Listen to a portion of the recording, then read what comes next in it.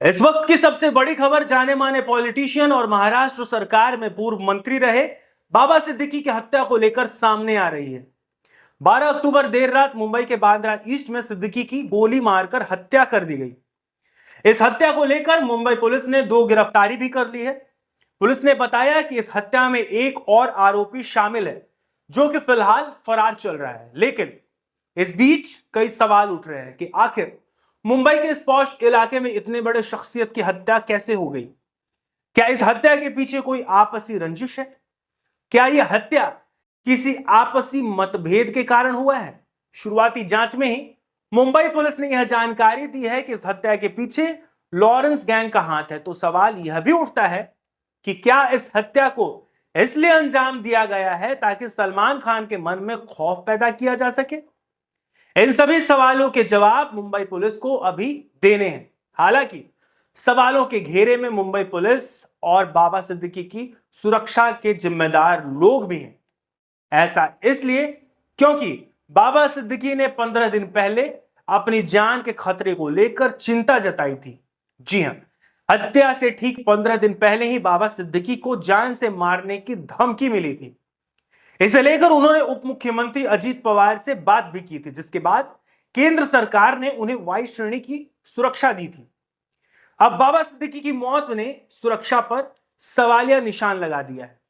जवाब इसके भी तलाशे जा रहे हैं कि आखिर जिस वक्त हमला हुआ उस दौरान सिक्योरिटी कहां थी। नमस्कार, मैं मृत्युंजय आपका एक बार फिर से स्वागत करता हूं अपने चैनल एम टॉकिंग पर। आज इस पूरे घटनाक्रम के पीछे की कहानी हम आपको बताएंगे, लेकिन उससे पहले एक नजर डाल लेते हैं बाबा सिद्दीकी के व्यक्तित्व पर। किसी राजनीतिक दल के नेता की हत्या हो जाए तो यह अपने आप में एक बड़ी चिंता की बात है, लेकिन बाबा सिद्दीकी में ऐसी क्या खास बात थी कि उनकी हत्या के बाद मुंबई से लेकर दिल्ली तक की राजनीति हिल गई है। इतना ही नहीं, बाबा सिद्दीकी के घर और अस्पताल में लगातार बड़े बड़े फिल्म स्टार्स का आना जाना लगा हुआ है। तो चलिए सबसे पहले एक नजर डालते हैं बाबा सिद्दीकी के किरदार पर। दरअसल बाबा सिद्दीकी का जन्म 30 सितंबर 1958 को बिहार में हुआ था। सिद्दीकी ने बीकॉम की पढ़ाई की थी। वो जितने सक्रिय राजनीति में थे उतनी ही उनकी पकड़ बॉलीवुड में भी बताई जाती है। सियासी करियर की बात करें तो महज 16 से 17 साल की उम्र में ही वह राजनीति में आ गए थे और सबसे पहले उन्होंने कांग्रेस का दामन थामा था। करीब 48 साल से कांग्रेस में रहे बाबा सिद्दीकी इसी साल फरवरी में अजीत पवार की अगुवाई वाली एनसीपी यानी कि नेशनलिस्ट कांग्रेस पार्टी में शामिल हो गए। 1992 और 1997 में बाबा सिद्दीकी कांग्रेस के टिकट पर मुंबई सिविक बॉडी के लिए कॉरपोरेटर चुने गए। बाबा सिद्दीकी 1999 में बांद्रा वेस्ट से विधायक चुने गए। यहां आप जान लीजिए कि बांद्रा वेस्ट वही इलाका है जहां बॉलीवुड के नामचीन लोग रहा करते हैं। 2004 से 2008 तक महाराष्ट्र की बिलासराव देशमुख सरकार में बाबा सिद्दीकी खाद्य आपूर्ति मंत्री भी रहे। सिद्दीकी 2000 से 2004 तक Maharashtra housing and area development authority के अध्यक्ष भी रहे थे। हालांकि यह पद उनके लिए विवादों का कारण भी रहा। इसके बारे में हम आपको आगे चलकर विस्तार से बताएंगे। 2014 में बाबा सिद्दीकी बांद्रा ईस्ट से बीजेपी से चुनाव हार गए, लेकिन 2019 में उनके बेटे जिशान सिद्दीकी को इसी इलाके से जीत मिली। बाबा सिद्दीकी की बॉलीवुड से काफी करीबी थी और यही कारण था कि वो काफी सुर्खियों में रहा करते थे। दरअसल वो 15 साल तक बांद्रा वेस्ट से विधायक रहे थे। यही कारण रहा कि उनकी जान पहचान इस इलाके के नामी गिरामी हस्तियों से रही। सिद्दीकी की रमजान पार्टी भी काफी सुर्खियों में रहती थी। इस पार्टी में बॉलीवुड स्टार सलमान खान, शाहरुख खान और आमिर खान जैसे लोग आकर्षण का केंद्र रहा करते थे। इसके अलावा संजय दत्त और उनके पिता सुनील दत्त भी सिद्दीकी के काफी करीबी रहे। ऐसा भी माना जाता है कि जब शाहरुख खान और सलमान खान के बीच सालों मनमुटाव चल रहा था तो उसे खत्म करवाने वाले बाबा सिद्दीकी ही थे।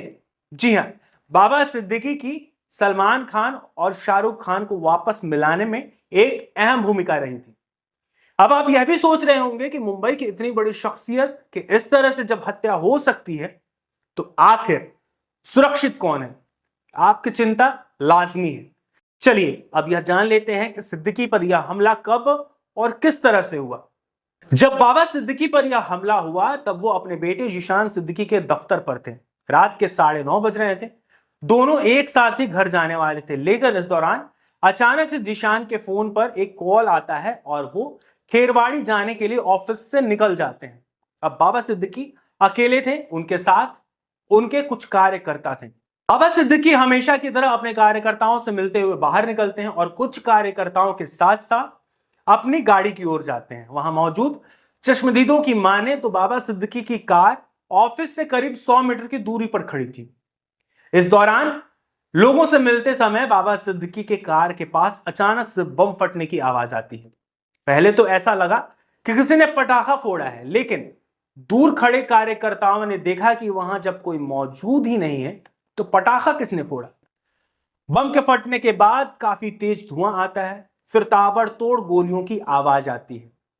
बदमाशों ने बाबा सिद्दीकी के ऊपर करीब 6 राउंड फायरिंग की। इस दौरान 2 गोली उनके पेट में जाकर लगी और एक उनके सीने में, वहीं एक गोली उनके साथ मौजूद कार्यकर्ता के पैर में भी जाकर लगी। गोलियों की आवाज को सुनकर कार्यकर्ता जब कार की ओर दौड़े तब उन्होंने देखा कि 3 लोग वहां से भाग रहे हैं और बाबा सिद्दीकी खून से लथपथ पड़े हुए हैं। कार्यकर्ताओं ने सिद्दीकी को आनन फानन में लीलावती अस्पताल पहुंचाया, जहां डॉक्टरों ने उन्हें मृत घोषित कर दिया। पुलिस ने बताया कि बाबा सिद्दीकी पर हुई फायरिंग में 9.9 mm के पिस्टल का इस्तेमाल हुआ और उसे जब्त कर लिया गया है। यह पिस्टल काफी हाईटेक बताया जा रहा है। सिद्दीकी की हत्या के पीछे के कारणों के बारे में अगर सोचा जाए तो जहन में SRA प्रोजेक्ट से जुड़ा विवाद भी सामने आता है। अब यह विवाद क्या है, इसके बारे में भी विस्तार से समझ लीजिए। दरअसल साल 2018 में प्रवर्तन निदेशालय ने बाबा सिद्दीकी को अपने रडार पर लिया था और इस दौरान ईडी ने कार्रवाई करते हुए सिद्दीकी की 462 करोड़ रुपए की संपत्ति को अटैच कर लिया था। यह संपत्ति बांद्रा वेस्ट में स्थित थी। इसे PMLA के तहत जब्त किया गया था। PMLA का मतलब है prevention of money laundering act. हमने आपको पहले भी बताया था कि बाबा सिद्दीकी साल 2000 से लेकर 2004 तक महाराष्ट्र हाउसिंग और एरिया डेवलपमेंट अथॉरिटी के चेयरमैन रहे थे। ईडी इसी बात की जांच कर रही थी कि इस पद पर रहते हुए सिद्दीकी ने कहीं अपने पद का कोई गलत इस्तेमाल तो नहीं किया है। इस जांच के दौरान ईडी ने शक जताया कि 2000 करोड़ रुपए के स्लम घोटाले में जिस कंपनी का नाम आया वह बाबा सिद्दीकी की ही एक मुखौटा कंपनी थी। मुंबई पुलिस ने यह मामला 2014 के मार्च महीने में दर्ज किया था। 2012 में अब्दुल सलाम नाम के एक शख्स ने शिकायत किया और उसके बाद मुंबई पुलिस ने स्लम रिहैबिलिटेशन अथॉरिटी यानी कि SRA प्रोजेक्ट में कथित अनियमितताओं के लिए बाबा सिद्दीकी के साथ 150 अन्य लोगों के खिलाफ मामला दर्ज किया था। मामला इस आरोप के साथ दर्ज किया गया था कि बाबा सिद्दीकी ने पिरामिड डेवलपर्स को बांद्रा में विकसित हो रहे SRA प्रोजेक्ट में मदद की थी। यह 2000 करोड़ रुपए का घोटाला बताया गया था। अब शक की सुई यहां भी अटक रही है कि कहीं उनकी हत्या इसी SRA प्रोजेक्ट के कारण तो नहीं हुई है। यहां आपको बताते चले कि इस मामले को लेकर जीशान सिद्दीकी अपने पिता का लगातार विरोध कर रहे थे, लेकिन शुरुआती जांच में ही पुलिस ने इस मामले को लॉरेंस एंगल दे दिया है। बाबा सिद्दीकी पर हमला करने वाले 2 आरोपी धरे गए हैं और एक फरार है। जांच में बहराइच के कैसरगंज थाना क्षेत्र के गंडारा गांव निवासी 2 युवकों के नाम सामने आए हैं। इसमें एक का नाम राधेश्याम और दूसरा शिवा गौतम उर्फ बाल किशुन बताया जा रहा है। आपको बता दें कि लॉरेंस बिश्नोई मौजूदा समय में साबरमती जेल में बंद है, जो कि गुजरात में स्थित है। वहीं बाबा सिद्दीकी की हत्या के बाद सलमान और संजय दत्त समेत कई फिल्म जगत के लोग उनके परिजनों से मिलने पहुंचे। शुरुआत में मामले की संवेदनशीलता को देखते हुए ऐसा लग रहा था कि पुलिस सलमान खान को घर से निकलने या फिर बाबा सिद्दीकी के घर जाने की इजाजत नहीं देगी, लेकिन ऐसा नहीं हुआ। देर रात सलमान खान बाबा सिद्दीकी के घर पहुंचे और परिजनों से मुलाकात की। दूसरी तरफ मुंबई पुलिस ने सलमान खान के घर की सुरक्षा भी बढ़ा दी है। इस मामले को लेकर महाराष्ट्र के मुख्यमंत्री एकनाथ शिंदे और कांग्रेस के राष्ट्रीय अध्यक्ष मल्लिकार्जुन खड़गे ने शोक व्यक्त किया है। साथ ही मल्लिकार्जुन खड़गे ने इस बात की मांग की है कि आरोपियों को जल्द से जल्द पकड़ा जाए और उन पर कड़ी कार्रवाई की जाए। अब इस पूरे प्रकरण में इंतजार है कि मुंबई पुलिस विस्तार से क्या जानकारी देगी और कब जानकारी देगी, और महाराष्ट्र सरकार बाबा सिद्दीकी की सुरक्षा में आई इस बड़ी चूक पर क्या संज्ञान लेगी।